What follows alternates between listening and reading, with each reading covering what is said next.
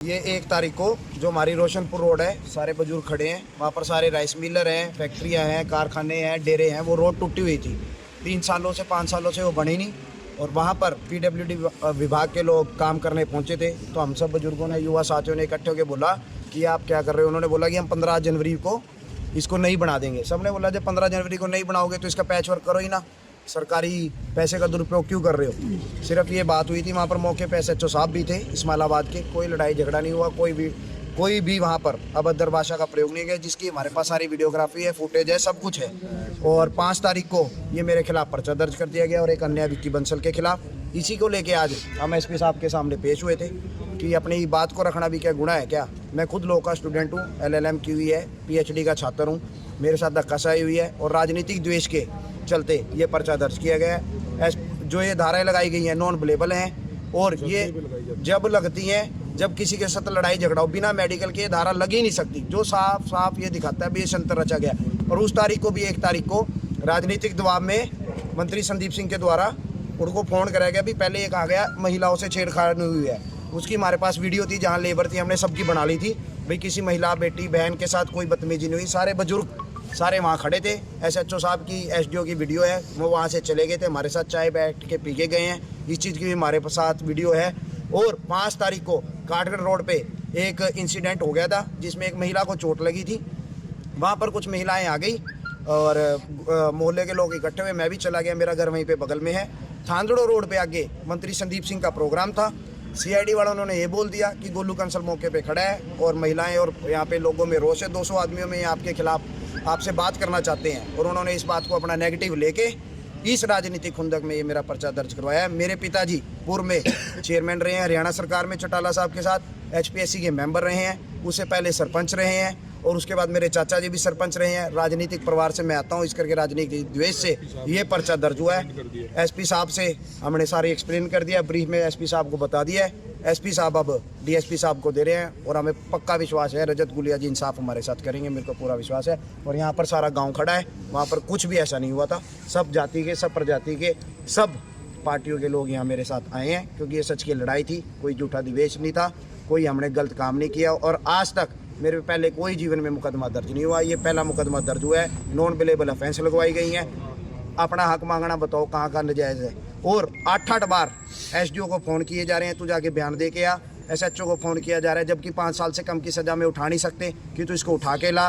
और खुद इन पे मंत्री जी पे पर्चा दर्ज है। ये अपनी तो कहते हैं तब्दीश करवा लो और दूसरों की बच्चों की कहते हैं कि सीधा फांसी पे चढ़ा दो। तो मैं तो आप मीडिया से भी ये कहता हूँ, लोकतंत्र की हत्या करी जा रही है। 4 पिलर्स होते हैं, लेजिस्लेटिव, एग्जीक्यूटिव, जुडिशरी और मीडिया, जो जनता जनार्दन ने बनाया। आप इस मेरी बात को दिखाओ ताकि पता चले मंत्री जी मेरे साथ कितना धक्का कर रहे हैं, हमारे पूरे गांव के साथ धक्का कर रहे हैं। और यहाँ पर गुंडागर्दी चली हुई है, लोकतंत्र का हत्या, हनन, लोगों के मौलिक अधिकारों का हनन हो रहा है। जब मेरे जैसे पढ़े लिखे छात्र का पर्चा दर्ज करवा रहे हैं राजनीतिक परिवार के का, आम आदमी तो अगर कुछ बोलेगा उसको सीधा फांसी करवा देंगे या। और मेरे को तो यहाँ तक का भी पता चला है मेरी जान माल को भी खतरा है।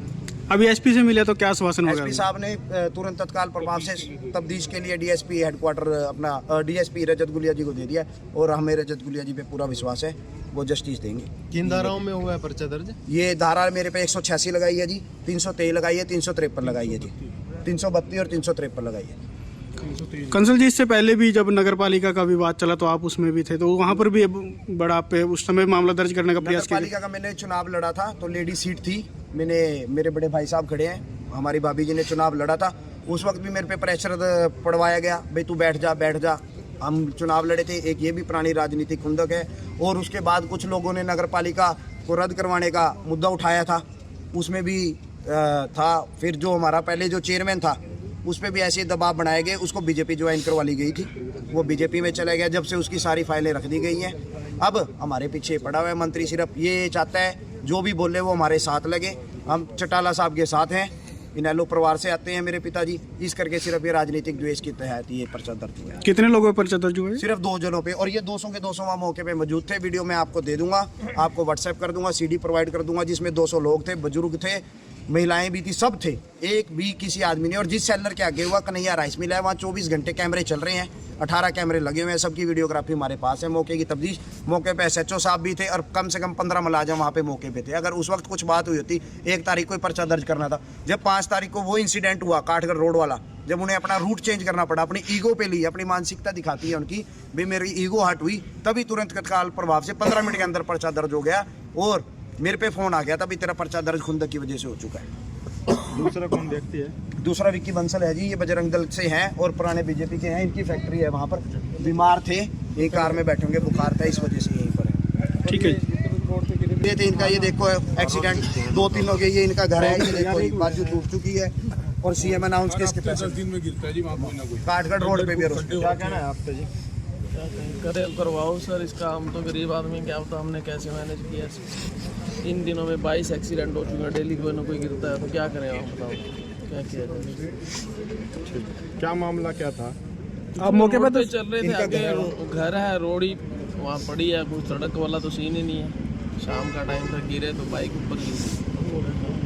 आए दिन एक्सीडेंट का कारण बनने आपने विरोध किया तो ये पर्चे दर्ज हो गए। विरोध किया, किसी ने सुनवाई नहीं की। मैंने फिर उनको भैया को बोला भी कुछ करवाओ, इतने में काम ये वाला भी खराब हो गया हमारे साथ। जातियों खत्म कर दीजिए बस। ठीक है। किसी को बोलेगा तो है ही नहीं, राइट ही नहीं है किसी के पास। कोई बोला दे क्या रहे आए हो? मतलब एक ही आप मौके पर थे जी वहाँ उस समय? हाँ, दबाया जा रहा है, गंदा खेल राजनीति का खेला जा रहा है जी। बस अपना आवाज जो उठाएगा बस उसे दबाएगा। समालाबाद का बुरा रोल लिया, जमी 0% काम रह गया, कोई गली नहीं, कोई मतलब नहीं, सारी जगह पानी खड़ा है जिस तरह तालाब में बैठे हों।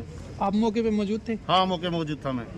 इनका घर वहीं पर है, जितने भी यहाँ लोग हैं तकरीबन हमारे सबका खेत घर है वहाँ, सारा चीज है हमारे, सारा सामने जाना इनका बोर बनी है, बोर भी वो हमारे बाबूजी सामने खड़े हैं, है। उनका घर है। पूछो बाबूजी से, बाबूजी भी हमेशा से गलत नहीं बोले। कोई भी औरत जब बच्चा आया है रोड पे, कोई जाम नहीं था, ऐसे ही लोग खड़े थे और उनको रखने दिया। यही थी आज इसको रिपेयर कर रहे हो तो 10 दिन के बाद फिर इसको बनाओगे तो 10 दिन के बाद ही बना लेना। मेरे घर से अगे जाके देख लो, 3 मेरा मेरे घर से अगे खुद FC ਨੂੰ और उनके अफसरां ਨੂੰ बुला के विखाया, सारा नाला टूटा, ਜ਼ਿਮੀਂਦਾਰਾਂ ਦੇ खेत 'ਚ पानी जा रहा। ਜ਼ਿਮੀਂਦਾਰ हमारे गल पड़ते हैं ਤੁਹਾਡੇ ਘਰਾਂ ਨੂੰ ਨਾਲਾ ਪੁੱਟਾ ਵੀ ਨਾਲਾ गवर्नमेंट ਦਾ टैक्स हम जब भर रहे हैं तो गवर्नमेंट क्यों नहीं इसको 2-2 फुट पानी लिखिया जाता नहीं गा दी।